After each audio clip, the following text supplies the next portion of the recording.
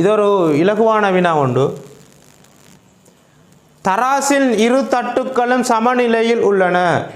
தராசு ஒன்று தரப்பட்டிருக்குது. இந்த தராசை பயன்படுத்தி மீன் ஒன்றை நிறுக்கப்பட்டிருக்குது.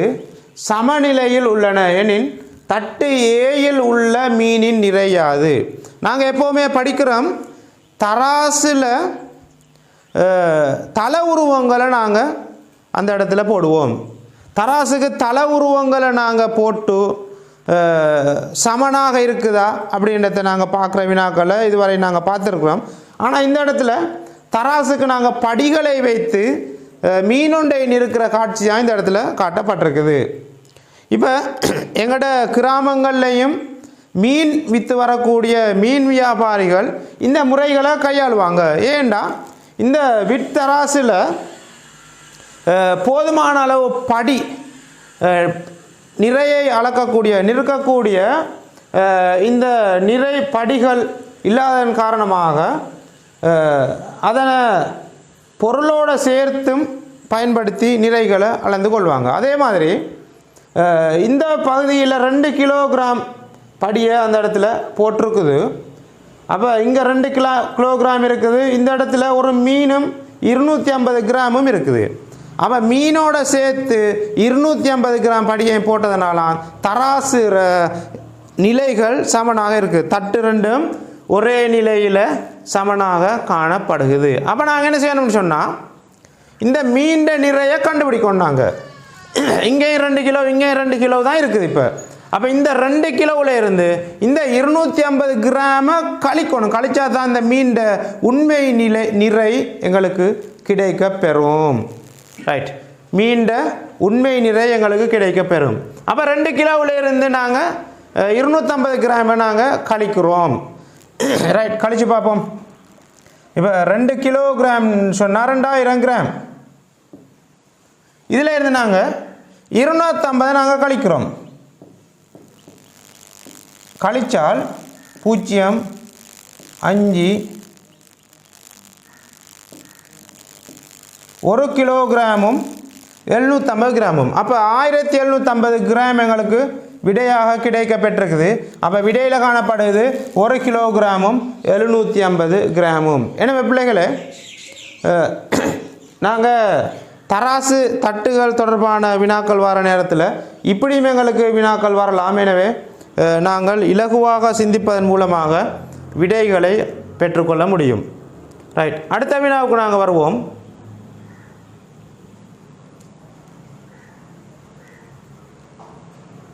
ரைட், இந்த வினா விலைகளோட தொடர்பு பட்டது. பொருட்களும் விலைகளும். நாங்கள் அன்றாட வாழ்க்கையில் இது மாதிரியான செயற்பாடுகளில் ஈடுபடுறோம். கடைக்கு போகிறோம், பொருட்களை கொள்வனவு செய்கிறோம், எங்களோட பணத்தை கொடுக்குறோம், கடைக்காரர் மீதியாக தருகிறார். பொருட்களில் விலைகளை நாங்கள் அவதானிக்கிறோம், விலைகளை நாங்களே செஞ்சு பார்த்துக்கொள்கிறோம்.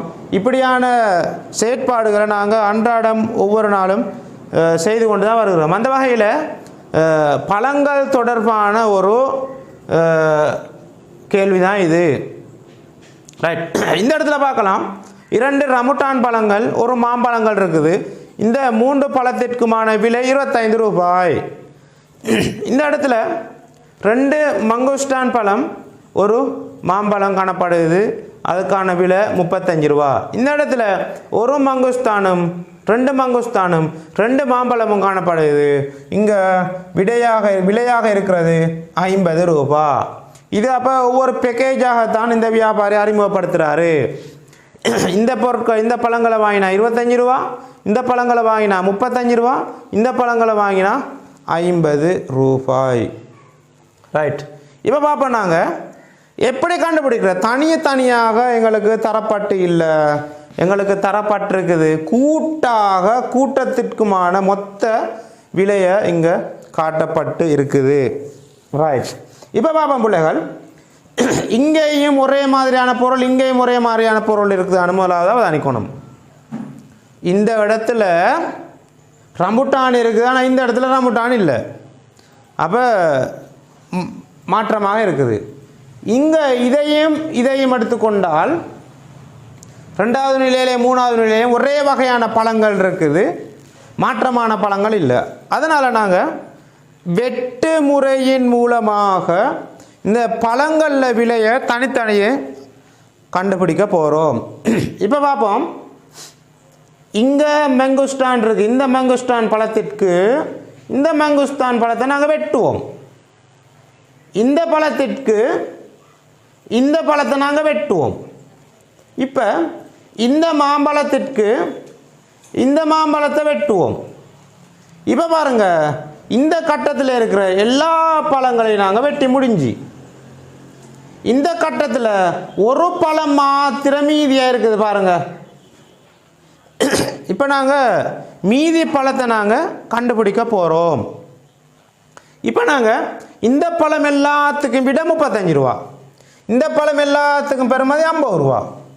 இப்போ நாங்கள் இந்த 50 ரூபாயிலேருந்து 35 ரூபாய் கழிச்சா இந்த ஒரு மாம்பழத்தில் பெறுமதி வரப்போகுது. அப்போ நாங்கள் 50 ரூபாயில இருந்து 35 ரூபாய் நாங்கள் கழிக்க போகிறோம்.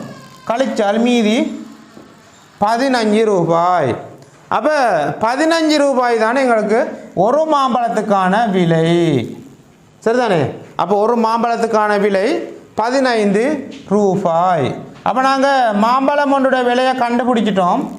அதே மாதிரி மங்குஸ்தாண்ட விலையை கண்டுபிடிக்க போகிறோம். நாங்கள் அதே மாதிரி ரம்புட்டாண்ட விலையை நாங்கள் கண்டுபிடிக்க போகிறோம். ரைட். அப்போ நாங்கள் இப்போ மாம்பழம் எல்லாத்துக்கும் கண்டுபிடிச்சோம் 15 ரூபாண்டு. 15 ரூபாயை போடுங்க மாம்பழம் எல்லாத்துக்கும். இப்போ நாங்கள் மங்குஸ்தாண்ட விலையை கண்டுபிடிக்க போகிறோம். இப்போ பாருங்க, 15 குண்ணா 2 மாம்பழத்துக்கு எவ்வளோ? 30 ரூபா. இப்போ நாங்கள் என்ன செய்ய போகிறோம்? மங்குஸ்தான் விலையை கண்டுபிடிக்க போகிறோம். 2 மாம்பழத்துக்கு 30 ரூபாண்டா 50 ரூபாயிலேருந்து 30 ரூபாயை கழிச்சால் 20 ரூபா விட. அப்போ 2 மங்குஸ்தான் பழத்திற்கும் 20 ரூபாண்டா ஒரு மங்குஸ்தான் பழத்துக்கு 10 ரூபா. இப்போ நாங்கள் பிள்ளைகள் மாம்பழத்தையும் மங்குஸ்தான் பழத்தையும் கண்டுபிடிச்சிட்டோம். அப்போ மங்குஸ்தானுக்கு 10 ரூபான்னு கண்டுபிடிச்சிட்டோம். அப்போ இங்கேயும் 10 ரூபான்னு போட்டோம். இப்போ ரம்புட்டானை கண்டுபிடிக்கணும் நாங்கள். இப்போ பாருங்கள், மாம்பழத்துக்கு 15 ரூபாண்டா ரம்புட்டானுக்கு எவ்வளோன்னு தெரியாது, மொத்தம் 25 ரூபா. இப்போ நாங்கள் 25 ரூபாயிலேருந்து 15 ரூபாய் கழிச்சா இந்த ரம்புட்டானுக்கு எவ்வளோன்றது வரும். இப்போ நாங்கள் 25 ரூபாயிலேருந்து 15 ரூபாயை கழிச்சால் விட 10 ரூபா. அப்போ இந்த 2 ரம்புட்டானுக்கு தான் விட 10 ரூபா. அப்போ ஒரு ரம்புட்டானுக்கு 5 ரூபா. இப்போ நாங்கள் கண்டுபிடிச்சிட்டோம். ஒவ்வொரு பழத்திற்கும் தனித்தனியாக கண்டுபிடிச்சிட்டோம். இப்போ கேள்விகளுக்கு வருவோம். நாங்கள் ரம்புட்டான் பழம் ஒன்றின் விலை யாது? நான் கண்டுபிடிச்சிட்டோம் 5 ரூபா. மங்குஸ்தான் பழங்கள் 2 மாம்பழங்கள் 3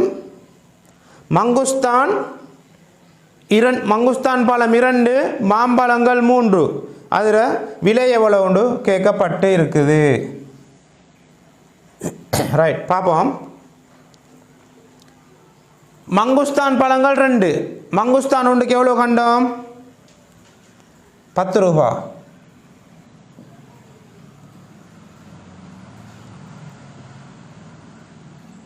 மங்குஸ்தான் பழம் ஒன்றுக்கு 10 ரூபா கண்டோம் நாங்கள். அதே மாதிரி 2 மங்குஸ்தான் பழங்கள், அப்போ 2 மங்குஸ்தான் பழத்துக்கு 20 ரூபா. மாம்பழங்கள் 3, ஒரு பழம் 15 ரூபான்னு நாங்கள் கண்டுபிடிச்சோம். அப்போ மாம்பழம் 3, 15 தர 3 45 ரூபா. இப்போ 25 ரூபாயையும் 45 ரூபாயும் 20 ரூபாயும் கூட்டுதோம். நாங்கள் கூட்டினால் 65 ரூபாய். அப்போ இதற்கான விடை 65 ரூபாய். மாம்பழங்கள் 2, மங்குஸ்தான் பழங்கள் 2, மாம்பழங்கள் 3, 3 மொத்த விலை 65 ரூபாய். 65 ரூபாய். ரைட். இது மாதிரியான வினாக்கள் வர நேரத்தில் எங்களுக்கு வெட்டு முறையை பயன்படுத்தி தனித்தனியாக பழங்களுக்குரிய விலைகளை கண்டுபிடிக்கலாம். ரைட், அடுத்த வினாவுக்கு போவோம்.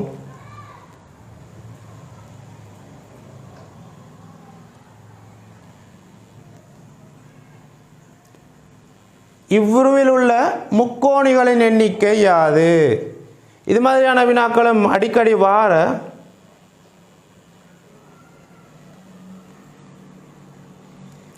முக்கோணிகளில் கூட்டுத்தொகை காண்றதுக்கு.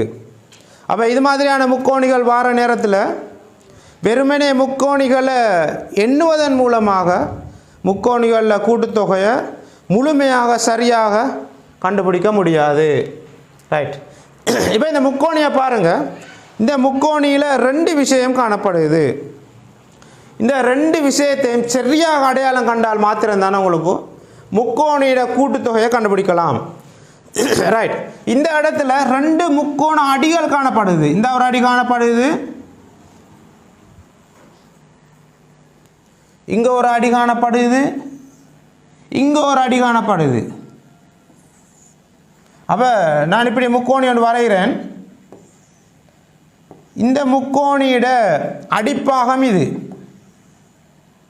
இது மாதிரி இந்த முக்கோணியில் 2 அடிப்பாகங்கள் காணப்படுகிறது.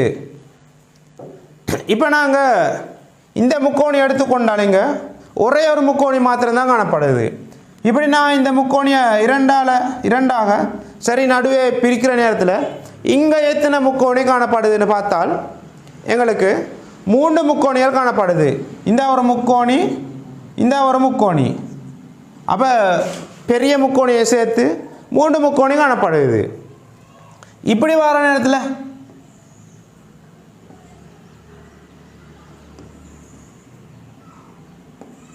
ஒரே அடியை பயன்படுத்தி 1 2 3 4 சிறிய முக்கோணிகள் 4 தரப்பட்டிருக்குது. இப்போ இந்த முக்கோணிற கூட்டுத்தொகையை நாங்கள் காணோம். எத்தனை முக்கோணியாக்குள்ளே இருக்குது அப்படி பார்க்குற நேரத்தில் எங்களுக்கு ஒன்றொண்டா வரைஞ்சி பார்த்தோ அல்லது எண்ணி பார்த்தோ கண்டுபிடிக்க முடியாது. இதை காண்றதுக்கு ஒரு இலகுவான நுட்ப முறை ஒன்று இருக்குது. ஒரு அடியை கொண்ட ஒரு முக்கோணியில் 1 2 3 4 முக்கோணி இருக்குது. இதே மாதிரி நாங்கள் என்ன செய்கிறோம்டா 1 2 3 4 இந்த இலக்கங்களை நாங்கள் அந்த இடத்துல குறித்து கொள்கிறோம். குறித்ததுக்கு பிறகு அவ்வளோ இலக்கத்தையும் கூட்டுதோம். நாங்கள் 1 அதோட 2 கூட்டுதோம், 2ஓட 3 கூட்டுதோம், 3ஓட 4 கூட்டுதோம். கூட்டினா எத்தனை வரோம்னு பார்க்கணும். அதுதான் அந்த முக்கோணியோட கூட்டுத்தொகை. 1 2 கூட்டினா 3, 3 3 கூட்டினா 6, 6 4 கூட்டினால் 10. இப்போ பாருங்கள் பிள்ளைகள், இந்த இடத்துல முழுமையாக 10 முக்கோணங்கள் காணப்படுகிறது. இதே மாதிரி தான் பிள்ளைகள் நாங்கள் இந்த நுட்பத்தை பயன்படுத்தி தான் மேலே இருக்கிற முக்கோணியிடையும் கூட்டுத்தொகையை நாங்கள் பார்க்க போகிறோம். ரைட். அப்போ இந்த முக்கோணிக்கு இது அடியாக காணப்படுறதுனால இதுக்கு 1 இதுக்கு 2. இந்த முக்கோணிக்கு இது அடியாக காணப்படுறதுனால இதுக்கு 1 இதுக்கு 2. இப்போ நாங்கள் கூட்டுறோம். இதே பெரிய முக்கோணி மாதிரி இங்கேயும் ஒரு சிறிய முக்கோணி ஒன்று இருக்குது. ரைட். அப்போ இந்த கூட்டுத்தொகையை பார்ப்போம். 1 2 கூட்டுதான் 1 சக 2 சமன் 3. அப்போ இந்த பெரிய முக்கோணிக்குள்ளால 3 இருக்குது. அதே மாதிரி இந்த சின்ன முக்கோணிக்குள்ளாலே 3 இருக்குது. அதே மாதிரி இந்த முக்கோணியை பார்ப்போம். 1 2 கூட்டினா 3. அதே மாதிரி இங்கே இந்த பெரிய முக்கோணிக்குள்ளால 3 இருக்க மாதிரி இங்கேயும் அதே மாதிரி சிறிய ஒரு முக்கோணி இருக்குது. 1 2 போட்டு கூட்டலாம். 1 2 கூட்டினா 3. மொத்தம் எத்தனை முக்கோணின்னு பாருங்கள். இப்போ கூட்டுத்தொகை 3 6 9 12 முக்கோணிகள் இதுக்குள்ளே இருக்குது. அப்போ முக்கோணிகளில் கூட்டுத்தொகை காண்றதுக்கு நீங்கள் இந்த சிஸ்டத்தை, இந்த நுட்பத்தை நீங்கள் பயன்படுத்தினால் இலகுவாக கண்டுகொள்ள முடியும். ஆனால் இங்கு தரப்பட்ட முக்கோணி ஒரு 2 அடிகளை கொண்ட ஒரு முக்கோணி. அதனால தான் இதை நாங்கள் 2 தடவையில் கூட்டினோம். சரிதானே பிள்ளைகள்? ரைட். இப்போ நான் இந்த இடத்துல அதே முக்கோணியில் ஒரு முக்கோணியை மாத்திரம் நான் உங்களுக்கு வரைஞ்சி காட்டி அதில் எண்ணிக்கையை காட்டுதேன். இப்போ பாருங்கள் பிள்ளைகள், இப்படி வந்தால் இந்த பெரிய முக்கோணியோட அதுக்குள்ளால் நடுவால் பிரிஞ்சு 2 முக்கோணி காணப்படுது. பெரிய முக்கோணி மாதிரியே உண்டு தான் இதுக்கும். சிறிய முக்கோணியாக இருந்தாலும் இதுக்குள்ளாலே 1 2 போடலாம், இதுக்குள்ளாலே 1 2 போடலாம். 1 2 கூட்டினாலும் 3, இந்த 1 2 கூட்டினாலும் 3, 2 கூட்டினாலும் 6. இதே மாதிரி 2 முக்கோணி தானே இங்கே காணப்படுது இந்த உருவத்தில். அப்போ 6 மாறும் 12. அது ரெண்டாவது நுட்பம். ரைட். இப்போ முக்கோணிகளில் கூட்டுத்தொகை காண்றது எப்படின்றது உங்களுக்கு விளங்கியிருக்கும். நீங்கள் எந்த இடத்துல வந்தாலும் இப்படித்தான் கூட்டிக்கொள்ள வேணும். இன்னும் முக்கோண எண்கள் தொடர்பாக வரக்கூடிய கேள்விகள் இருக்குது. அதுலேயும் அதே மாதிரி தான் செய்கிற இன்னொரு வினாத்தாளினூடாக அது மாதிரியான வினாக்களை நாங்கள் இப்போ நாங்கள் ரைட் 25வது கேள்விக்கு போவோம். மனிதனும் நாட்களும் தொடர்பான கேள்வி. இது அடிக்கடி வார கணித பகுதிகளிலையும் இந்த வினா வார எங்களோட நுண்ணறிவுசார் வினாக்கள்லையும் இந்த வினாக்கள் இருக்குது. ரைட். 6 ஆண்கள் 8 நாட்களில் செய்ய வேண்டிய ஒரு வேலை இருக்குது. 6 மனிதர்கள் 8 நாட்களில் செய்ய வேண்டிய ஒரு மொத்த வேலை ஒன்று இருக்குது. இந்த வேலையை 8 நாட்களில் செய்யாமல் அதை விட கொஞ்சம் குறைச்சிக்கணும்னு தீர்மானங்கள் ஏற்பட்டால் இது மாதிரியான கேள்விகள் வார. இப்போ எங்களுக்கு பார்க்கலாம், 6 ஆண்கள் 8 நாட்களில் வேலை செய்கிறாங்க. அப்போ நான் இவ்விடத்துல வந்து மனிதர்கள் எடுக்கிறேன். மனிதர்கள் இங்கே நாள், மனிதர்களையும் நாளை நான் எடுக்கிறேன். மனிதர்கள் எத்தனை பேர்? 6 பேர். நாள் எத்தனை? 8 நாள். இப்போ இவ்விடத்தில் காணப்படுற மொத்த வேலை எவ்வளோ உண்டா? 6 பேர் சேர்ந்து 8 நாள் செஞ்சால் 6 8 48. அப்போ இவ்விடத்தில் காணப்படுற இந்த வேலை மொத்த வேலையும் எவ்வளோன்னு சொன்னால் 48. அப்போ இந்த 48 வேலையை தன்னாங்க நாளை குறைச்சி கொள்றேன்டா ஆட்களை கூட்டணும், நாளை கூட்டி கொள்றேன்டா ஆட்களை குறைக்கணும். இப்போ ஒரு மனிதன் செய்கிறேன்டா 48 நாளைக்கு செஞ்சால் தான் இந்த வேலை முடியும். 2 பேர் செஞ்சால் 24 நாளையில் இந்த வேலையை முடிக்கலாம். சரிதானே? அப்போ நாங்கள் மொத்த மனிதனால் கண்டுபிடிச்சிட்டோம் 48. இப்போ கேட்கப்படுற கேள்வி என்னண்டா, 4 நாட்களில் முடிக்கணுமாம். அப்படின்னா எத்தனை ஆண்கள் தேவை? அந்த வேலையை எங்களுக்கு 8 நாட்கள் போக செஞ்சிட்டு இருக்கல, எங்களுக்கு வேலை கூட, வேலையை குயிக்காக முடிக்கணும், எங்களுக்கு அடுத்தடுத்த வேலைகள் இருக்குது. அதனால் நாங்கள் 4 குறைக்க போகிறோம். அப்போ மொத்த மனித நாட்களை கண்டுபிடிச்சிட்டோம். அப்போ அந்த வேலை 48 அளவுக்கு பெரிய வேலை தான் அது. அப்போ நாங்கள் என்ன செய்கிறோம்? 4 நாட்களில் செய்கிறோம்டா. இப்போ நாங்கள் இந்த 48 4 பிரிக்கிறோம்.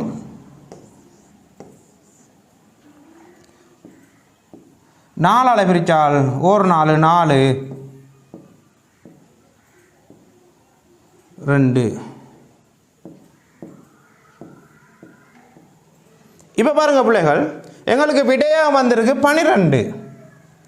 இப்போ நாங்கள் 6 பேர் செஞ்சால் 8 நாளையில் முடிச்சிடுமாம். அதை நாங்கள் 6 பேருக்கு பதிலாக 12 பேரை சேர்க்க போகிறோம். நாங்கள் இன்னும் 6 கூட்டுதோம், கூட்டினால் 4 நாளையில் முடியும். சரிதானே? அப்போ 4 நாட்களில் செஞ்சு முடிக்கணுமாக இருந்தால் எங்களுக்கு 12 பேர் ஆட்கள் தேவை. அப்போ மனித நாட்கள் வார நேரத்தில் நாங்கள் முதலாவது என்ன செய்யணும்டா, மனிதனையும் நாளையும் பெருக்கி மொத்த வேலை எவ்வளோன்றதை பார்க்கணும். அதில் இருந்து கேட்கப்பட்ட நாட்களையோ அல்லது மனிதன்களையோ நாங்கள் அந்த அளவால் அதை வகுப்பதன் மூலமாக எங்களுக்கு குறித்த அந்த விடையை பெற்றுக்கொள்ள முடியும். ரைட். அப்போ நான் நினைக்கிறேன் இந்த வினாவுக்கு சரியான விளக்கம் உங்களுக்கு கிடைச்சிருக்கும் உண்டு. ரைட். நாங்கள் அடுத்த வினாவுக்கு போகிறோம்.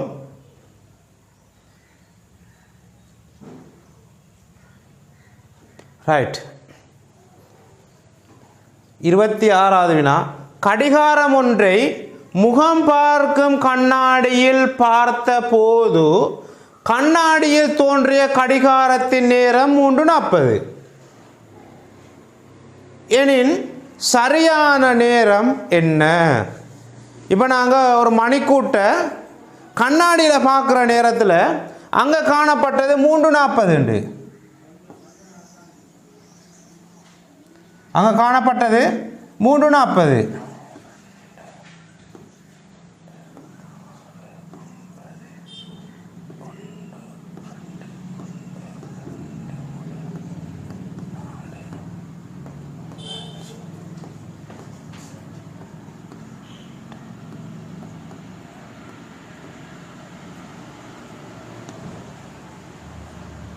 ரைட். இப்போ நாங்கள் மணிக்கூட்டை வரைஞ்சிட்டோம். இதில் காட்டப்பட்ட நேரம் 3:40. அப்போ நாங்கள் வரைஞ்சி கொள்வோம்.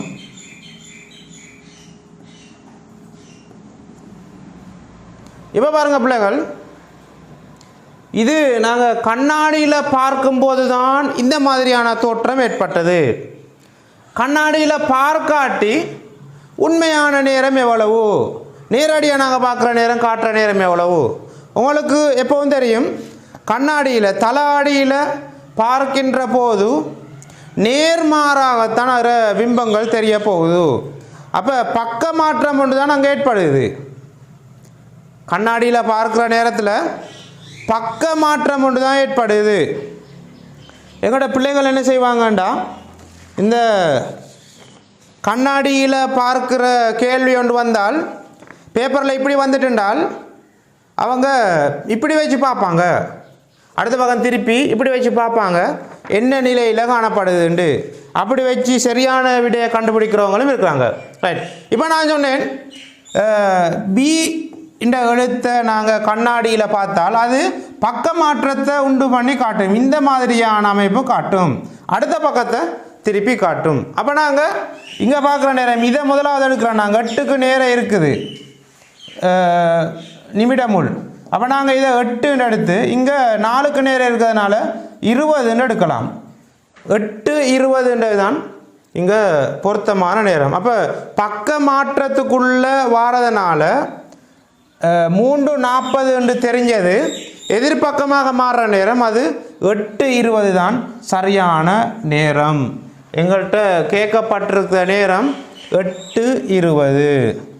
அப்போ தலை ஆடியில் பார்க்குற நேரத்தில் அப்படித்தான் தோற்றம் பெறும்.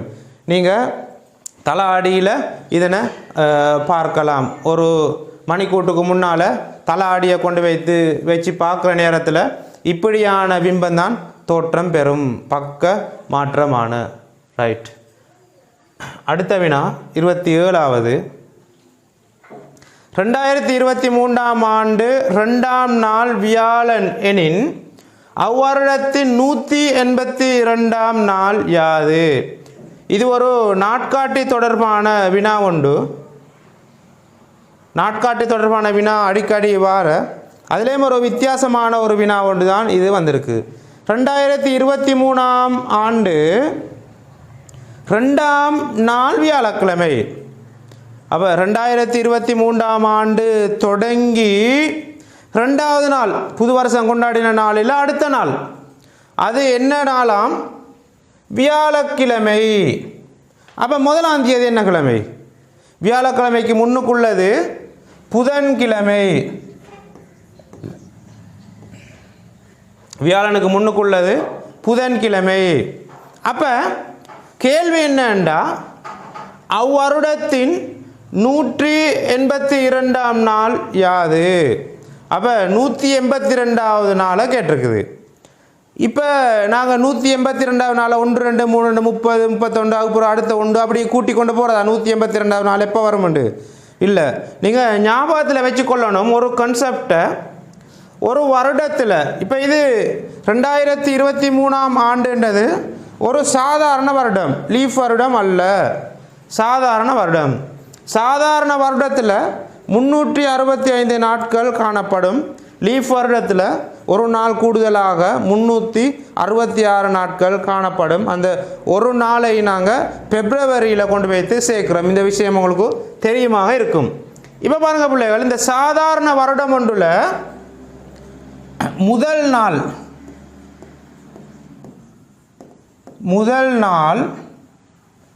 நடுநாள், கடைசி நாள்,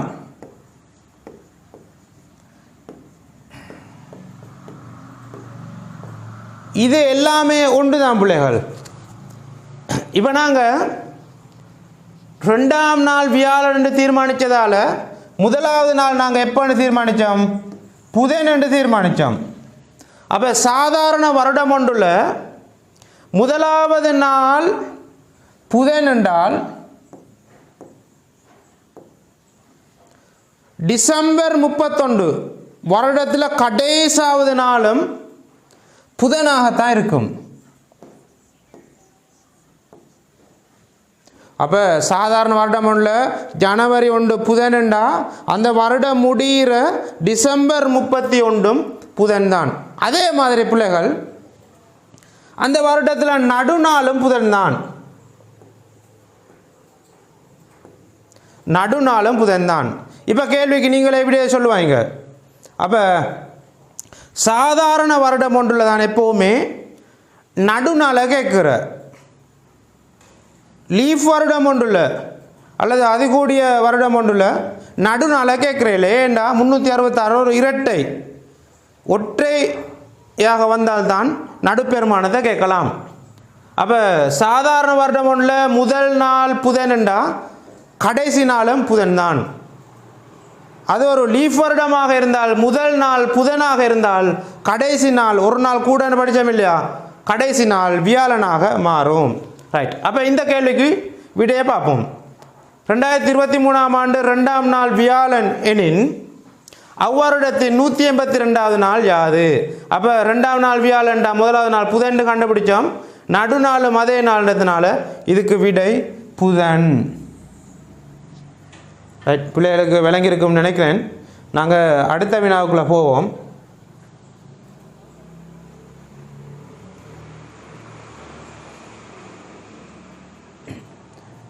இவ்வுருவில் உள்ள சதுர குற்றிகள் எத்தனை? உருவம் ஒன்று தரப்பட்டிருக்குது.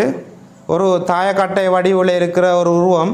அதை நாங்கள் துண்டு துண்டாக வெட்டி சில துண்டுகளை நாங்கள் எடுத்துட்டோம். இப்போ இருக்கக்கூடிய துண்டுகள் எத்தனைன்றதை நாங்கள் பார்க்க போகிறோம். இது மாதிரியான வினாக்கள் வார இதில் மாணவர்கள் இடர்படுற எண்ணிற நேரத்தில் 1 2 3 மொத்தத்தை வேண்டுவாங்க, அதனால் பிழை விடுவாங்க. நாங்கள் அந்த முறையில் நாங்கள் ஒவ்வொரு தட்டு தட்டாக கணக்கு பார்க்குறதால சரியான விடயங்களுக்கு கண்டுபிடிக்க முடியும். ரைட். இப்போ நாங்கள் பார்ப்போம் நீளத்தில் எத்தினா அகலத்தில் எத்தினு பார்க்குறோம். நாங்கள் இது மாதிரி பெரிய தாயக்கட்டை குற்றிகளில் துண்டுகளை பார்க்குற நேரத்தில் நீளத்தையும் அகலத்தையும் உயரத்தை நாங்கள் பார்த்து தான் மொத்த துண்டுகள் எத்தனைன்றதை கண்டுபிடிக்கிறோம். இந்த இடத்துல நாங்கள் உயரத்துக்கு ஒன்றை வச்சு நீளத்தையும் அகலத்தையும் வச்சு நாங்கள் பெருக்கிறதால ஒரு தட்டில் எத்தனை துண்டுகள் இருக்குன்னு பார்க்கலாம். இங்கே ஒன்றோ, இந்த இடத்துல 1 2 3 4 5 சரி 1 2 3. இப்போ நாங்கள் நீளத்தில் 3 இருக்குது, அகலத்திலையும் 3 இருக்குது, உயரத்தில் 1. அப்போ நாங்கள் என்ன செய்வோம், இந்த 3ஐயும் வந்து அகலத்தில் உள்ள 3ஆல் பெருக்கிறோம். 9 எங்களுக்கு கிடைக்க பெற்றிருக்குது. ரைட். இப்போ நாங்கள் அடித்தட்டில் உள்ள துண்டுகளில் எண்ணிக்கையை நாங்கள் 9 குறித்து கொண்டோம். இப்போ பாருங்கள், அப்போ ஒரு தட்டில் இருக்க வேண்டிய துண்டுகள் மொத்தமாக 9.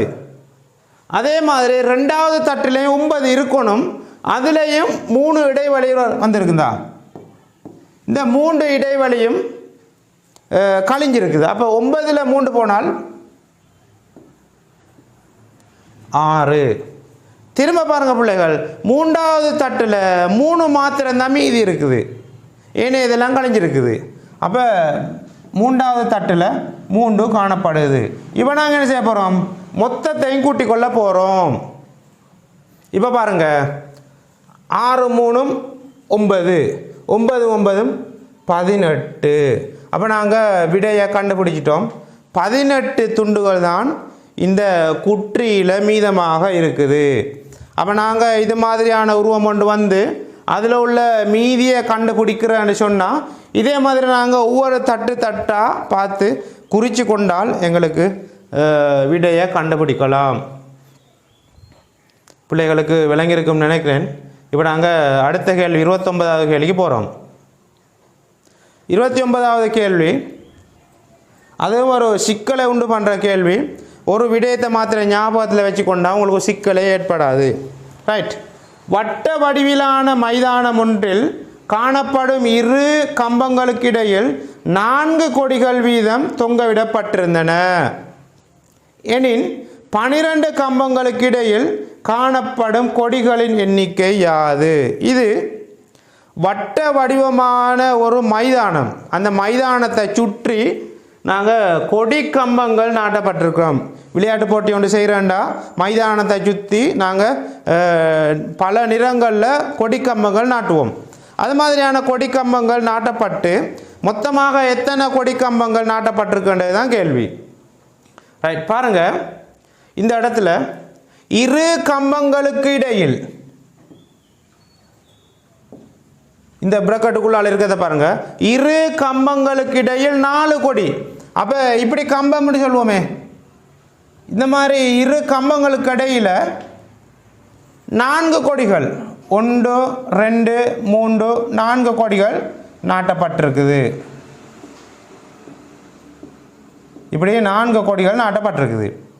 இரு கம்பம் என்று சொல்லி எடுத்த பிள்ளைகள் அதுக்குள்ள ஒரு இடைவெளி தான் இருக்கும். 3 கம்பங்கள் எடுத்தால் அங்கே 2 இடைவெளி இருக்கும். 10 கம்பம் எடுத்தால் அங்கே 9 இடைவெளிகள் தான் காணப்படும். இப்போ பிள்ளைகள் 2 இடைவெளிக்குள்ளால 4 கொடிகள் காணப்படுகிறது. இப்போ பாருங்க, எனில் 12 கம்பங்களுக்கு இடையில காணப்படுற கொடிகள் எத்தனை இப்படின்றதான் கேள்வி. இப்போ பாருங்க பிள்ளைகள், இந்த மைதானம் எப்படி இருக்குன்னா வட்ட வடிவில் இருக்குது. சில நேரம் வேற கேள்விகள் வரலாம், சதுர வடிவு கேள்விகளும் வரலாம். இந்த மாதிரியான சதுர வடிவு கேள்விகள் வர நேரத்தில் நாங்கள் கம்பங்களில் எண்ணிக்கையிலேருந்து இடைவெளியை பார்க்குற நேரம் ஒன்றை குறைச்சி கொள்வோம். சதுரத்துக்கு நாங்கள் என்ன செய்வோம், ஒன்றை குறைச்சி கொள்வோம். வட்ட வடிவுல காணி அமைஞ்சு அதில் இடைவெளிகளை நாங்கள் பெற்றுக்கொள்றதுக்கு ஒன்றையும் குறைக்கிற இல்லை. அப்போ 12 கம்பம் இருந்தால் 12 இடைவெளி தான் வரப்போகுது. 12 கம்பம் இருந்தால் 12 இடைவெளி தான் வரும். நாங்கள் வட்ட வடிவுல மைதானம் இருந்தால் கம்பங்கள் எண்ணிக்கையே தான் எங்களுக்கு இடைவெளியாகவும் கிடைக்கப்பெறும். அதே மாதிரி மேலதிகமாக சதுர வடிவில் இருந்தால் கம்பங்கள் எண்ணிக்கையிலிருந்து ஒன்றை குறைச்சி கொள்ளணும் நாங்கள் இடைவெளியை பார்க்குறதுக்கு. அது 2ஐயும் ஞாபகம் வச்சுக்கொள்ளணும். இப்போ வட்ட வடிவமாக இருக்கிறதுனால இந்த மைதானம் கம்பங்கள் 12 இருந்ததுனால நாங்கள் இடைவெளியையும் 12 இடைவெளின்னு தான் எடுத்துக்கொள்கிறோம். அப்போ ஒரு இடைவெளிக்குள்ளால நாங்கள் 4 கொடிகளை நாட்டினால் 12 இடைவெளிக்குள்ளாலையும் 12 தர 4 எத்தனை 48 விட வரும். அப்போ மொத்தமாக இந்த வட்ட வடிவமான மைதானத்தை சுற்றி 12 கம்பங்களுக்கும் இடையில் 48 கொடிகள் தான் நடப்பட்டுள்ளன. 48 கொடிகள் தான் நடப்பட்டுள்ளன. ரைட். இப்போ நாங்கள் கொடிக்கம்பம் தொடர்பான ஒரு வினாவை அவதானிச்சிருக்கிறோம். உங்களுக்கு விளங்கியிருக்கும்னு நான் நினைக்கிறேன்.